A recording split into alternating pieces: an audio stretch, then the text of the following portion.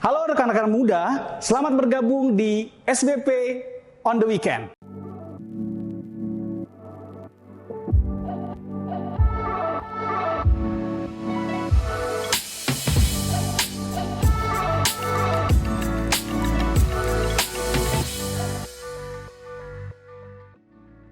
Bersama-sama kita akan merenungkan firman Tuhan berdasarkan Sabda Bina Pemuda pada hari ini, Sabtu 9 April 2022. Sebelum melakukan perenungan firman Tuhan, kita akan berdoa memohon bimbingan Roh Kudus untuk menerangi hati dan pikiran kita. Kita berdoa. Terpujilah Tuhan Yesus Kristus, Sang Pemuda yang agung, berkat-Mu sungguh ada bersama-sama dengan kami dan kami rasakan setiap hari dalam setiap langkah kami. Saat ini kami akan merenungkan firman-Mu, kami akan membaca, kami akan memahami maksud-Mu. Sertai kami dengan Roh-Mu yang kudus, menerangi hati dan pikiran kami. Terima kasih Tuhan, haleluya, amin.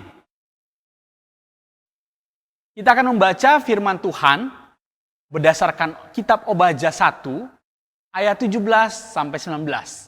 Obadja 1 ayat 17 sampai 19. Saya akan membantu rekan-rekan dalam membaca Alkitab. Rekan-rekan bisa membuka Alkitab rekan-rekan maupun rekan-rekan bisa juga mendengarkan pembacaan Alkitab yang saya bacakan. Kita bersama-sama membaca Alkitab. Tetapi di Gunung Sion akan ada orang-orang yang terluput. Dan gunung itu akan menjadi tempat kudus. Dan kaum keturunan Yakub akan memiliki pula tanah miliknya. Kaum keturunan Yakub akan menjadi api. Dan kaum keturunan Yusuf menjadi nyala api. Dan kaum keturunan Esau menjadi tunggul gandum. Mereka akan membakar dan memakan habis sekaliannya.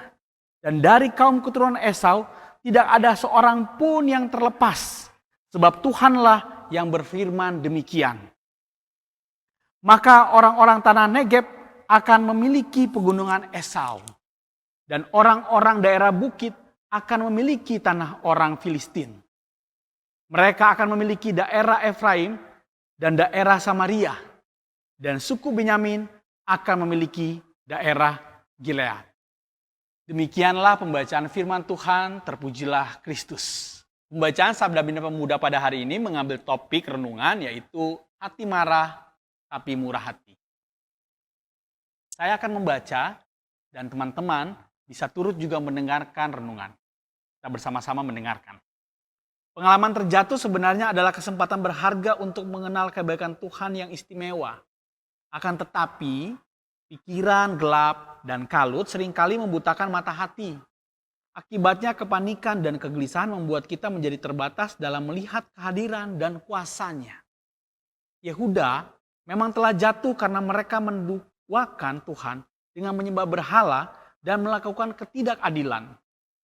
Moralitas sebagai umat Allah telah rusak karena sikap mereka yang tidak takut kepada Tuhan. Akibatnya, mereka dibawa ke pembuangan oleh bangsa asing dan mengalami menderita. Tidak hanya sampai di situ, mereka yang masih tertinggal di Yerusalem dan tanpa daya tidak luput juga dari kekejaman Edom. Walau sebagai saudara kandung, namun Edom tidak mau peduli terhadap Yehuda. Mereka bergembira di atas penderitaan Yehuda dan mendapat keuntungan karena jarahan. Sebagai bangsa, Yehuda telah jatuh dalam kerusakan parah. Tidak hanya panik, mereka pun putus asa. Di saat inilah Tuhan tampil dengan keistimewaannya yang agung dan tiada duanya. Tuhan menjanjikan kebangkitan untuk Sion, Yehuda, dan bagi umat Israel. Hukuman tersebut hanya bersifat sementara, karena sesudahnya ada pemulihan kekal dari Tuhan. Penting sekali untuk diingat bahwa cara kerja Tuhan tidak pernah berakhir sampai kita berada dalam kebenaran dan kesejahteraan. Ada kesalahan yang layak menerima hukuman, namun melebihi semua itu, ada kasih Allah yang memulihkan.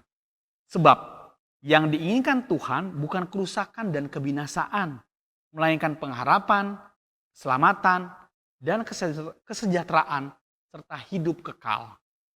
Jangan putus asa. Jika jalanmu gelap, datang dan berharaplah kepada Tuhan yang selalu menginginkan pemulihan. Ia telah memberikan jaminan bahwa penebusan dan pemulihan hanya terjadi dalam kuasa Tuhan. Sebab hanya Dialah jalan keselamatan dan hidup. Di luar Tuhan tidak ada yang dapat menjamin. Demikian pembacaan renungan dari Sabda Bina Pemuda. Dari pembacaan Alkitab dan renungan Sabda Bina Pemuda, kita telah memahami dan kita telah mendengar sendiri bahwa ada peristiwa yang terjadi terhadap bangsa Israel, yaitu peristiwa pembuangan Yehuda, bangsa Israel ke Babel. Peristiwa ini atau pembuangan ini terjadi bukan semata-mata karena tidak ada sebab. Bangsa Israel sendiri yang menyebabkan pembuangan ini terjadi, yang menyebabkan kemarahan Allah terhadap bangsa Israel. Bangsa Israel menjauh, hubungan yang terjalin, yang erat sebagai bangsa yang dikasihi oleh Allah tercapik dan terurai karena sifat dan perlakuannya sendiri bangsa Israel. Mereka menyembah Allah lain, mereka melakukan ketidakadilan, mereka membuat kelakuan-kelakuan bahkan perbuatan-perbuatan yang tidak disukai dan menentang daripada aturan dan ketetapan-ketetapan Tuhan. Allah yang menyelamatkan mereka, yang membimbing mereka, yang mengasihi mereka. Saudara-saudara yang terkasih, kita memahami bahwa sebenarnya Allah tidak marah. Allah tidak mau umat yang dikasihinya, Israel ini berpaling darinya. Ia justru ingin umat Israel berada dalam dekapannya.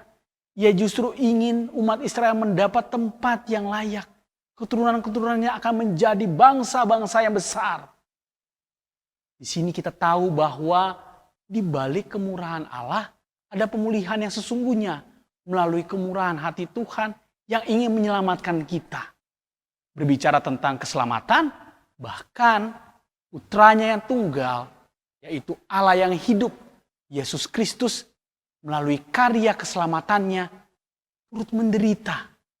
Dan akhirnya disalibkan dan bangkit.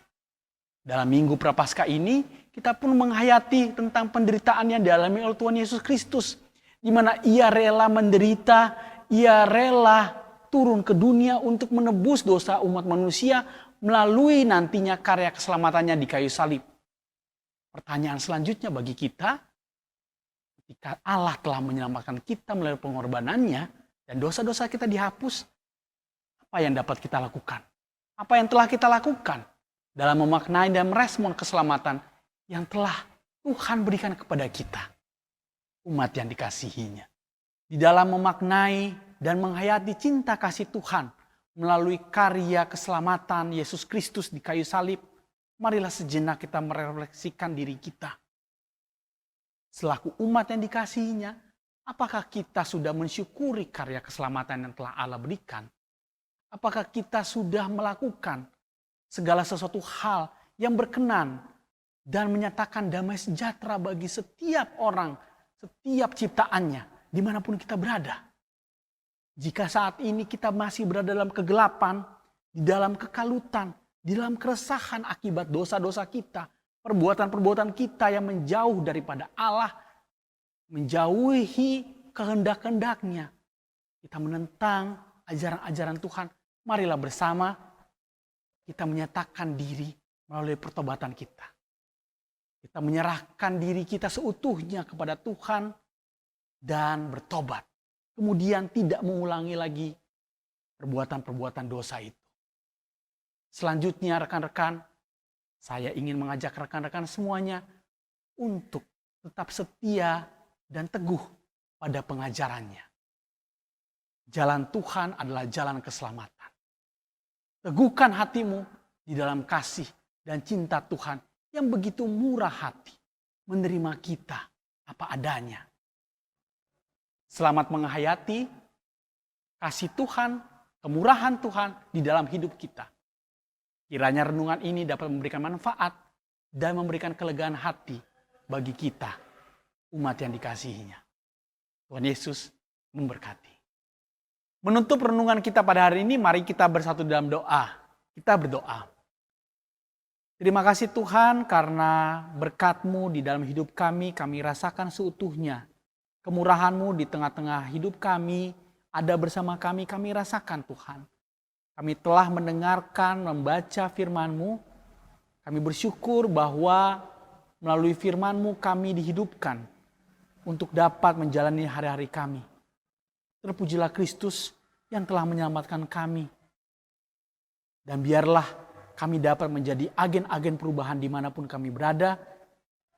Sertailah kami dengan Roh-Mu yang kudus sehingga kami dikuatkan untuk dapat merasakan kemurahan hati-Mu sehingga kami dapat menyalurkan kemurahan hati juga kepada ciptaan-Mu yang lain di sekitar keliling kami. Haleluya, haleluya, amin. Sekian SBP on the Weekend pada hari ini. Terima kasih untuk waktu dan kehadiran teman-teman di ruang virtual ini sehingga kita dapat membaca dan merenungkan firman Tuhan. Kita jumpa kembali pada SBP on the Weekend di episode selanjutnya. Nantikan ya. Tetap sehat, tetap semangat, tetap menjadi berkat dimanapun rekan-rekan berada. Salam biru Ben-Hur, Tuhan Yesus memberkati. Halo Gapers, kalian tahu nggak kalau Sabda Bina Pemuda Digital bisa dengan mudah didapatkan dengan mendownload Google Books di Google Play untuk pengguna Android. Dan untuk kalian yang menggunakan iOS, bisa membuka Google Play di browser untuk membeli serta mendownload Google Books di App Store. Gampang banget kan caranya? Cus, langsung aja di-download ya!